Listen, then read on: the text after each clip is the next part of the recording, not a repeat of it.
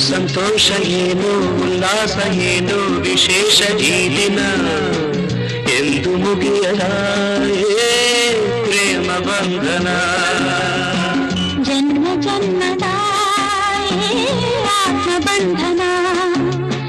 ಏನೋ ಸಂತೋಷ ಏನೋ ಉಲ್ಲಾಸ ಏನೋ ವಿಶೇಷ ಈ ದಿನ